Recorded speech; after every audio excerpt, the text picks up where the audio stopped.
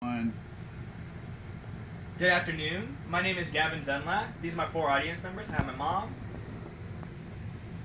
my dad, and my 2 brothers, one of which is the cameraman. He's going to be filming me today. Now, I'm doing a speech today about our family's cultural relic.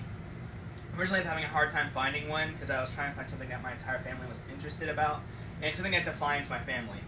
And I looked around and I realized that I live in an RV, and just for the heck of it. I'm going to tell you how this happened. About 2 years ago, my dad comes home from work and he goes, guys, I would like for our family to live debt-free. And we didn't know exactly what we were going to be doing, but we knew it had to do something with selling our house. So I was not very happy about this. I was 15 at the time, and I had been living in that house for 13 years. And my brothers really wanted to move, simply because they always wondered what it was like to move. And we started getting ready to move, put our house up for sale, and my class had a field trip to a place called 1,000 Trails RV Resort. And my dad came with me, and he just thought it was the coolest thing ever. It's right on the beach, not by the beach. It's right on the lake. We have a little beach right there. We have a pool. We have tons of stuff to do, weekly activities. It's very, very nice. And he thought it was the coolest thing ever. So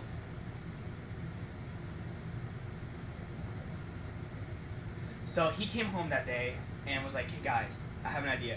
We need to sell our house and move into an RV and live at 1,000 Trails. And again, I was not very happy about this. I said, Dad, we're going to be stuck in an RV for the rest of our lives.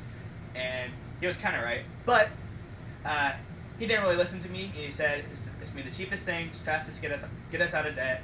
And we have a lot of benefits from 1,000 Trails. It's going to be really nice.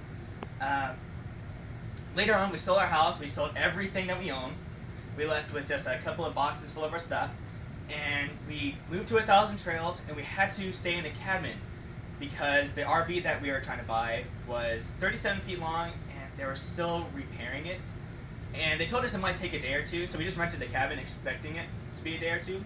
But a week later happens, and it still wasn't ready. So we started freaking out because that cabin was not cheap, and we were basically homeless. And what we were hearing was basically the RV wasn't going to be ready to be sold because it was so trash. So we started looking for other opportunities for an RV or a house or apartment or whatever. And then the fateful day happens. One of the 1,000 Trails employees calls us and says, hey, I know what's going on, but a guy just came up and he says that he has an RV that we might be interested in. And so we took the bait. We met up with the old man that day, and we followed him to his house. He was very rich. He had a big old house, and he had the 40-foot RV sitting in his driveway. It was already larger than the RV we were already looking at. It had a bunk room, and it was really nice. It was really he kept really good care of it. So he said if we were to buy it, he would take it. He would help finance it, and he would take it straight to 1,000 Trails that day. So we did. He brought it to 1,000 Trails, and we lived in that RV for over a year. And it did its purpose. It got us out of debt.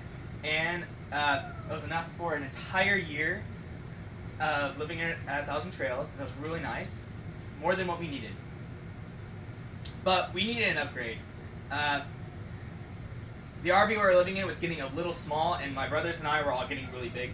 As you can see, I'm adult size now, and the bed that we were living in, I was sleeping in, was not long enough. So we moved up into a Grand Design, which is a really nice RV company that sells RVs that are meant to be for full-time RVing. And that's what this kind of is. My family's cultural relic is the fact that we are minimalistic. We live in an RV because it's fun and it's simple. It's a simple life. And it's becoming increasingly popular inside America. Over 1 million Americans live in RVs full-time. And it is becoming an increasingly growing trend with young couples who are trying to live in an RV to be simple and cheap while they get their foothold in the world. And that's the end of my speech.